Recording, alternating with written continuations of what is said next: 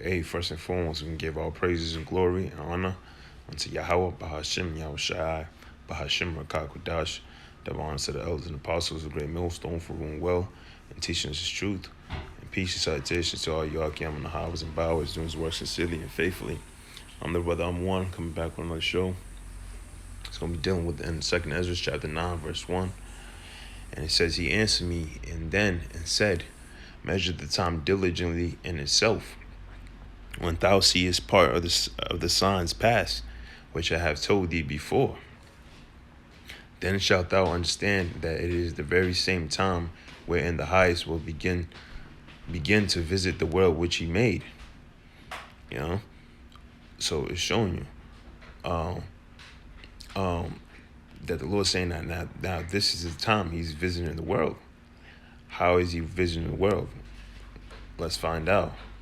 It says, therefore, when thou shalt see, and it says, therefore, when there shall be seen earthquakes and the uproars of the people in the world, then shalt thou well understand that the Most High spake of those things from the days that were before thee, even from the beginning. You see? Because the Lord says, when you see these signs pass, just know I have told thee before, you know? And now we're seeing these signs taking place. Like it tells you in Habakkuk that everything was set for a point in time. And that now it's the time where the prophecies are manifesting. You know, it's taking place. Have we not seen the uproars of the people? Are we not hearing earthquakes going off the Richter scale every other day at a high magnitude? You know what I'm saying? It ain't there sedition, uproars, uprising of the people like we seen in the Capitol? Was it January 6th? People marching through the Washington Capitol, you know, just regarding the next president, which is which is now known as Joe Biden.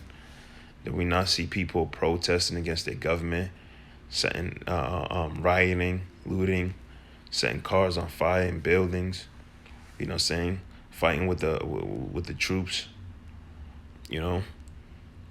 Are we not seeing the famine in different places like Venezuela, Brazil? Don't we see the economy crisis throughout Greece and different parts of Europe?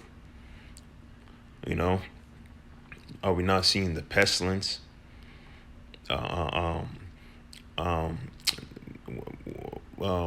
The current one that we're in now, this pandemic, right? The COVID-19, right? The virus that's being spread, and there's more to come. You know, are we not seeing? Are we not hearing rumors of wars, nation against nation, kingdom against kingdom? All this that's being said in the book of Matthew, the 24th chapter. So this is the thing that the Lord spoke aforetime. But this is how he's visiting the world, man, by bringing this great judgment, you know, upon the people for their pride, you know, for their wickedness, and for their lack of faith. But we're measuring the time to see exactly when these prophecies are going to take place, you know. And this is how we measure the time. It's through prophecy, through the things that's being said, because there's no specific date on when these things are taking place. But our job is to be on our watchtower. And when we see these things, to make these reports, to make these videos, to do these sit downs, to go on the highways and byways, to prophesy. You know? And we're letting you know the Lord is visiting this place. And this is the year that the elder and apostle Tahar coined. This is the year that we're hastening for the coming day of the Lord. You know, so in actuality, Yahushua is going to be visiting this place physically. He's going to come back in his glory. He's going to come back in his godlike power, along with the host of angels, to come to bring his rebukes with flame of fire, man, and to plead with many flesh for their deeds, you know. So best believe the Lord's coming back. It's going to be his second go around, you know, a second time returning.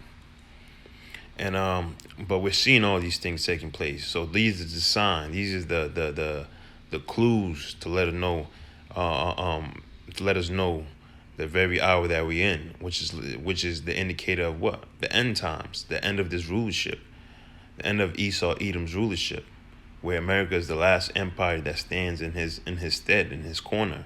And once this kingdom gets taken down, the nation of Israel going to be in authority under the power and authority and the guidance of Yahweh Bashim Hamshah. You know? And it says, where was I? I'm going to read again verse 4. Then shalt thou well understand that the Most High spake of those things from the days that were before thee, and even from the beginning. You see? So this was all set in the course of the Lord, how he wants it. And the prophets has retained these things, man. We understand that the world is going in this direction because of Yahweh Bashim Shai. Not by no coincidence or by accident or, you know, everything is just natural because this is the way it is. No, it's because the Lord put it in this cycle. It says for like as all that is made in the world had a beginning and the end is manifest. So you see, so the Lord's saying that now the end is manifest, the end of this rulership.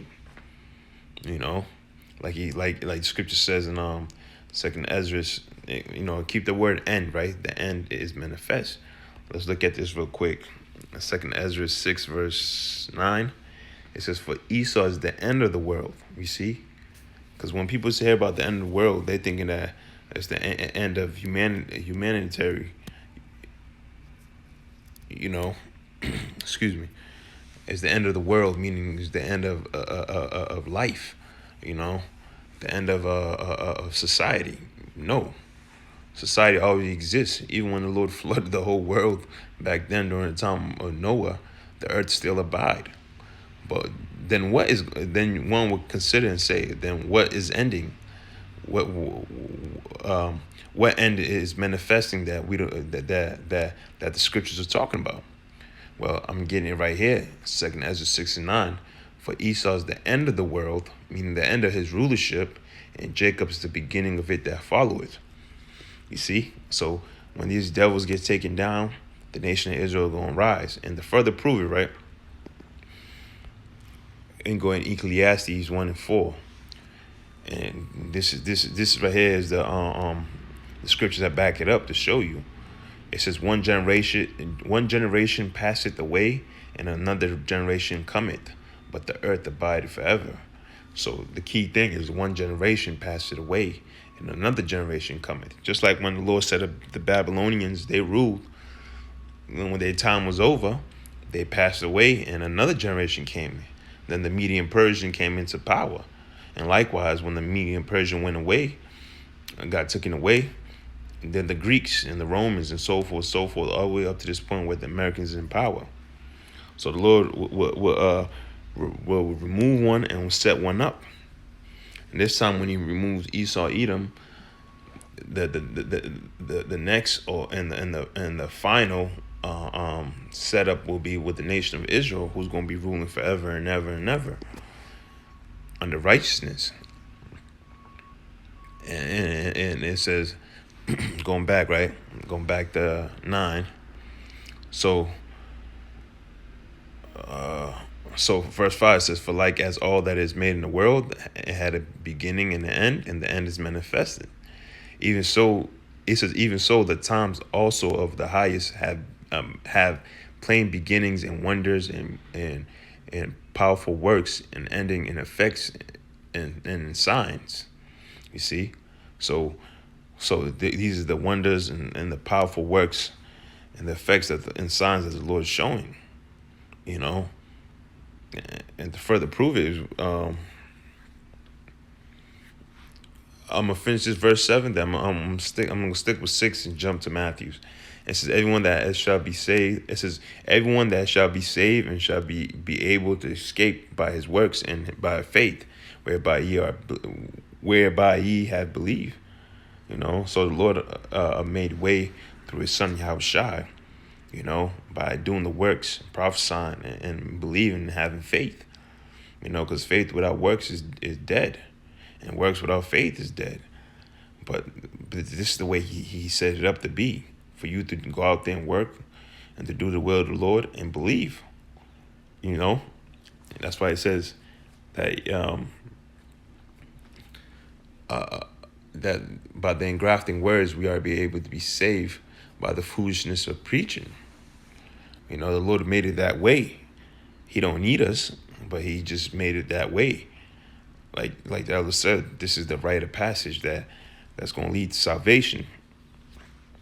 So that being said, it says these are the plain beginnings and wonders and powerful works and ending in effects and signs. Well, so these are the things that the Lord said. So when you go to Matthew's 24, and I said some of these things earlier previously. Let's start verse 3. And it says Matthew 24:3. And as he sat upon Mount Olives, the disciples came unto him privately, saying, Tell us, when shall these things be? And what shall be the sign of thy coming and of the end of the world? Here we go. You see that those words again. The end of the world. The end of the rulership. Because if it was the end of the world, then why would the Lord need to come? If everything's going to be destroyed, everything's going to be cast away, everything's going to be dissolved, everything's going to be done. But it was talking about the end of Esau's rulership. Even back then, when the Romans was ruling, Esau was in power.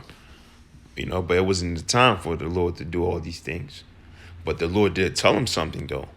Because they inquired, they asked him when he's going to return the second time and when is going to be the end of the world and the end of the Esau's rulership.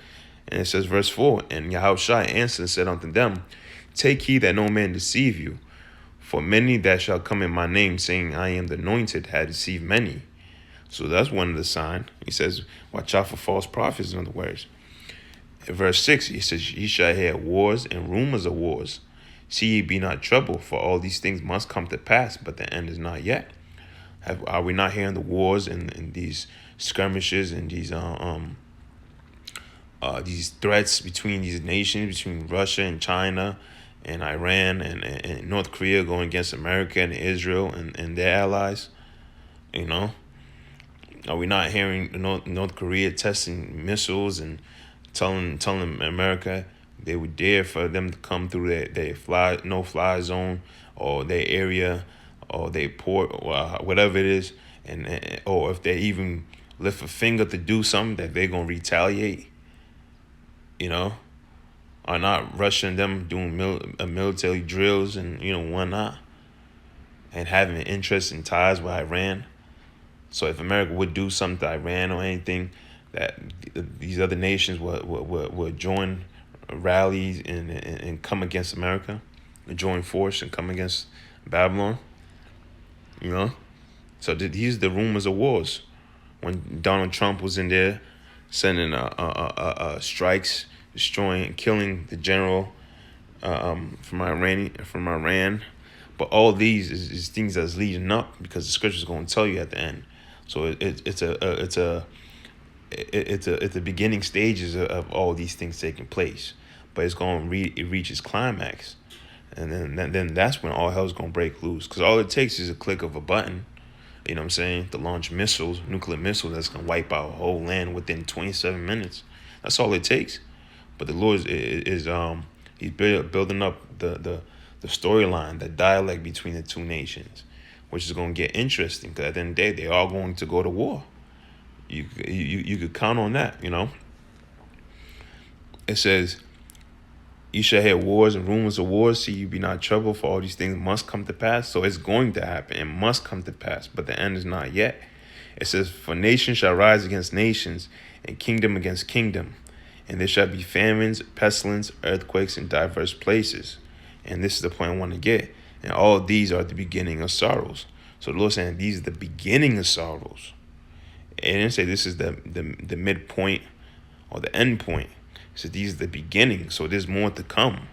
It's going to be like a snowball effect. It's going to build and build and build until it gets to that point. And it tells you that, well, so these are the signs and the clues that we gotta be aware of. Then it tells you that then shall they deliver you up to be afflicted and shall kill you, and you shall be hated of all nations for my name's sake. It says, then shall many be offended and shall betray one another and shall hate one another. And many false prophets shall rise and shall deceive many. And because iniquity shall abound, the love of many shall wax cold. So all these things are taking place. You see, it's going to be at an intense point. It's going to be intensified, but at the moment, these are the signs and clue. That these things are going to bound to happen. People are going to deliver us and kill us. It's going to be false prophets coming in the name of the Lord and prophesying other things, prophesying smooth things, or not teaching in the right doctrine. And it says many's going to offend one another. It's going to hate. It's going to hate you for the Lord's name's sake. So ultimately, all that to say this: prophecies in effect is there, is building up. The Lord's visiting the earth that He made, which I want to grab that real quick. I already got that, but going more in depth and probably ended out on this. That the Lord left the clue to measure the time diligently. When you start seeing people delivering people up, when you see the rumors of wars, when you see famine, that this is the beginning sorrows, which we have seen and heard and already been initiated. Just know as closer we get into the end, the more corrupt, the more crimes, the more reports you're going to hear, how people are wild now. People are slaughtering people over shoveling snow in someone's backyard. You know what I'm saying? It's like we had that one dude who killed his wife and the husband and dead in the street because of that. And like I said, because the iniquity shall abound, the love of man shall wax cold. But this is the time you're in. And also, the Lord created spirits for vengeance. So everything is being fulfilled. In other words, everything is being fulfilled. I'm gonna hit verse 1 and 2. Then I'm gonna just dump down to 8. Second Ezra 15 and 1. It says, behold, speak thou in the ears of my people the words of prophecy which I have put in thy mouth, said the Lord. And that's exactly what we're doing. Start with our elders and apostles of great millstone and on down to whoever various camp that's fallen and teaching the same standard and banner in the name of Yahweh Bashim El Shai. And it says verse 2, and cause them to be written in paper, for they are faithful and true. So these words are faithful and true. So there's guarantee that these things are going to take place. This is why we're speaking these words unto you, the words of Yahweh Bashim El Shai according to the Spirit, because the Lord's saying that He's going to make these happen. He's going to fulfill His words. He's going to fulfill His pleasure, and they will not go out void. Jumping to 8, right? 7. It says, therefore said the Lord, I will not hold my tongue no more as touching their wickedness, which they profanely committed. Neither will I suffer them in those things which they wickedly exercise themselves. And behold, the innocent and righteous blood cry unto me, and the souls of the unjust. The soul of the just complain continually. You see, so the Lord said He had enough. Like in Psalms, He's angry with the wicked every day. So the Lord's having enough. This is why He's visiting the world He made. This is why we're having judgment and death cases and death tolls taking place and piling up every day, because the Lord is judging people. And that's what people don't realize. That when someone's died, or when someone's being plagued, and someone getting hit by a car, someone gets shot in the face, someone's getting their arms or their ears bitten off by an animal, or whatever the case is, or getting smite with different plagues, diseases. It's because the Lord is judging everyone on earth. We all in the judgment seat, which the scripture tells you that judgment, it takes place here under the sun, which is here on earth. So He's visiting the world that He made. He's tired of all this wickedness, like He said, and the wicked exercise that they commit themselves into. and profaning and defiling themselves and with lust and the flesh and the pride of life and the lust of the eyes. The Lord's tired. He's fucking tired. So the only way to make amends, to keep people, the recompense what you sow, is by judging you according to one of those destruction and one of those death. You know, it says, therefore said the Lord, I will surely avenge them and receive unto me all the innocent blood from among them. Behold, my people is led as a flock to the slaughter, and I will not suffer them now to dwell in Egypt. I will bring them with a mighty hand and stretch out arm and smite Egypt with plagues as before, and will destroy all the land thereof. You know, so the Lord's going to do good on His words. He's going to deliver the elect. That's how the Lord's going to do it. That's how He's going to stretch His mighty hand, you know, in His arm onto the elect and protect them and cover them from all the plagues and all the destruction that's about to come upon the earth. But for the rest of these heathens and 2/3 of our people, you know, and Esau, Edom, they're gonna be consumed. They're gonna be destroyed, and the elites are gonna go into slavery. But this is just showing how the Lord said He's gonna do good. He's visiting His world, like He didn't visit all these other empires. You know what I'm saying? Like He said, you know, smote Egypt before, so now He's gonna do the same here in America. But this is why we gotta constantly beg and pray, you know, to send our supplication, man. You know, please ask for the Lord Yahweh Shai to plead for us to His Father, you know, so we could be worthy in that day, in a sense, to be saved through His grace and His mercy. Because if not, man, the only thing to look forward to is to receive the same fate as the wicked. And it's a scary time to be in when Passover just passed. You know, we held it was last Friday, and this is the same thing. The Lord is passing over with a sword destruction. And I shared this little testimony that I ended out. It's funny because every Passover, this seems to happen a lot, all the time, showing you that the death angel is flying over here in America, in all regions, every place, and serving and sentencing people as judgment. And it's funny because every time we leave Passover and we drive by and brothers dropping us off at the house, for some reason, it's always windy, and that I notice, and there's always there's a lot of sirens being rung out every time, man. Police cars just fleeing down the street, or they blocking some type of entry or side street or whatever the case is. It never fails. I always notice that, which that confirms to my spirit that the Lord is sending the death angel, you know, to avenge, you know, to bring them spirits back into the spirit world, you know, because the Lord required thy soul for whatever reason, you know. So that right there shows, man, and that's why Elder always say, you know, go home, stay home, and let that be that, because the death angel is really out there, you know, and we don't want to get caught up in nothing. And I realize a lot of crimes and demonic activity is happening, especially during this week, the week of Passover, the afterwards, and the point until then. But that was all. But the Lord's visiting the world He made, and we hope to be found worthy. I'll say shalom.